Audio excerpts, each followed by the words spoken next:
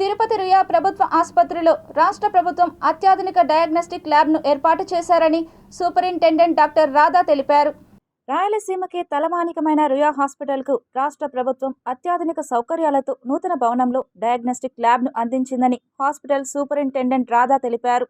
గతంలో ఓపీ విభాగం వద్ద గల ల్యాబ్ను నూతన అత్యాధునిక హంగులతో నిర్మించిన భవనంలోకి మార్చబడిందని ఈ సందర్భంగా ఆమె తెలియజేశారు. ఈ ల్యాబ్ను సిటీ డయాగ్నోస్టిక్ సెంటర్గా పిలువబడుతుందని, దీనిలో అన్ని రకాల పరీక్షలు నిర్వహిస్తారని, దీనిని రోగులు సద్వినియోగపరుచుకోవాలని ఈ సందర్భంగా ఆమె కోరారు. మన రాయలసీమలోనే తలమానికమైన రుయా హాస్పిటల్లో ఇప్పుడు పేషెంట్లు లబ్ధి పొందేటట్టు ఒక కొత్త డయాగ్నోస్టిక్ సెంటర్ మన రాష్ట్ర ప్రభుత్వము ఇచ్చారు. దాన్ని సిటీ డయాగ్నోస్టిక్ సెంటర్ అని అంటారు.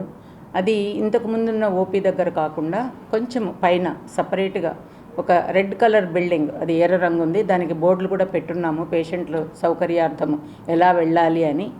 అక్కడికి వెళితే మనకి అన్ని రకములైన పరీక్షలు కూడా అన్ని విధాలుగా చేస్తారు. సో ఇది పేషెంట్లకి ఇంతకుముందు తెలియదు కాబట్టి ఇప్పుడు తెలియజేస్తున్నాను.